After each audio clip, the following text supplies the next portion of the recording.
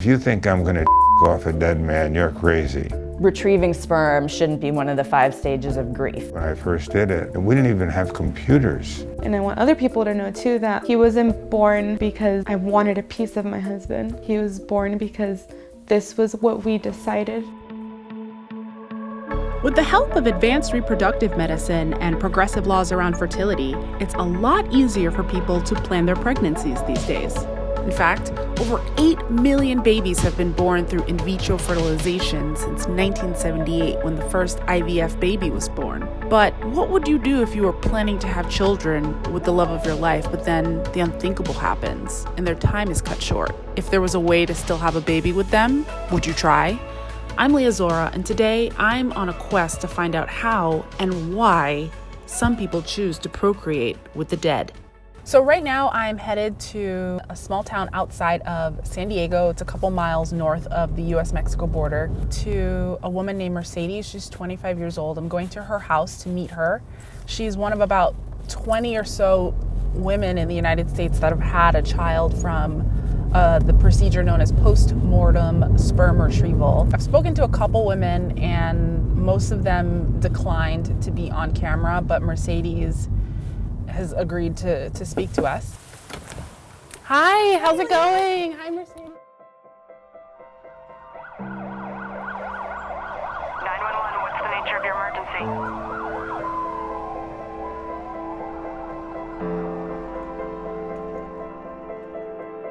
That day in general was kind of normal. I was running errands early in the morning and it was raining that day.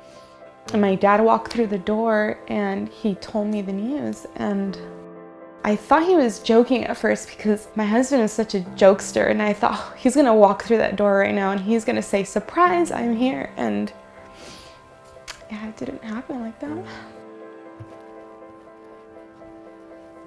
Wow, it's like an actual treasure chest. Yeah, I keep everything.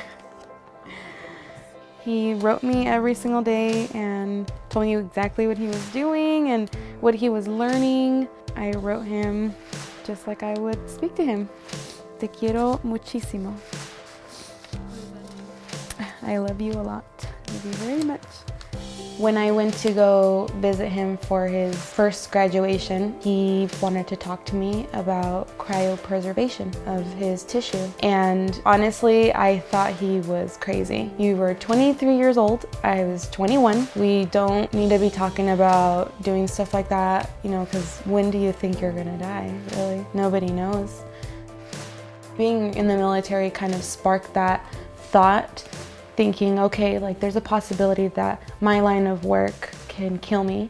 And he said, you know what, I'm very serious. He took out his notebook and he wrote about a half page of his wishes. He signed it, dated it, and that's the letter that gave me the right to do what I did. Having the written consent gave Mercedes the legal right to extract her husband's sperm, but did she break any laws by actually having his baby? Legally, postmortem sperm retrieval is complicated for a number of reasons. One is because state laws may differ about what happens if a child is born from postmortem sperm retrieval.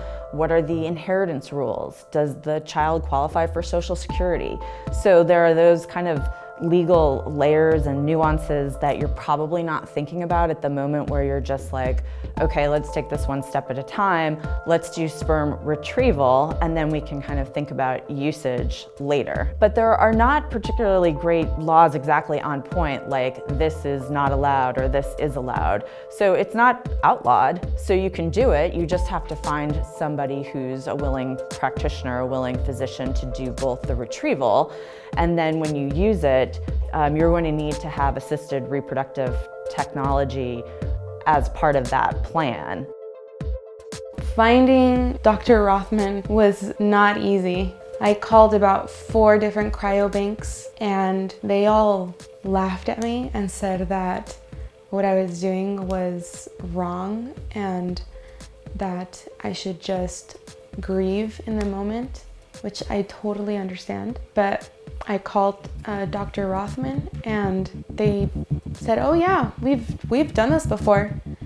And it kind of blew my mind a little bit because I thought, okay, like someone is going to help me at least get through this first process. He told me that the greater success of good motile sperm is within the first 24 hours of an individual passing. So when he arrived to the coroner's office to do the procedure, it had been about 26 hours.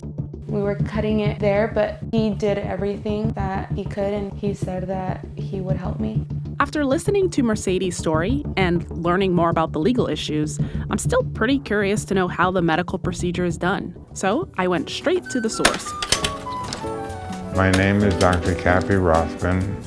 I'm a physician, board-certified in urology, but also founded the California Cryobank, which is now the largest sperm bank in the world. And we're probably responsible for the birth of over 200,000 children. And my claim to fame, I guess, would be the first person who ever did a postmortem sperm retrieval. It is very good fertility. It is very good. Oh, well then after freezing, yeah. Now, in 1978, when I first did it, we didn't even have computers. There was no way through anything other than my imagination. So I said, well, I think there are three options. One option is to inject the spinal column with neostigmine, which will cause the whole body to go into involuntary spasms, and maybe he'll ejaculate. Another way is to remove all of the tissue where sperm reside. And the third one is to manually stimulate, and maybe he will ejaculate. And there was a hesitation on the other side, and he said, Doc, I've been asked to do a lot of things as a neurosurgeon, but if you think I'm going to off a dead man, you're crazy. Out of the 180 cases, the sperm are hardly used. Retrieving the sperm gives them hope. If they're interested in having children, they know that option is viable. Well, I had a feeling that it had worked. So I went and bought a pregnancy test, and I saw the brightest 2 lines ever, and it came back positive. I remember feeling very excited and nervous, and I thought, oh my gosh, am I gonna be a good mom? Am I gonna be able to give him everything that he needs?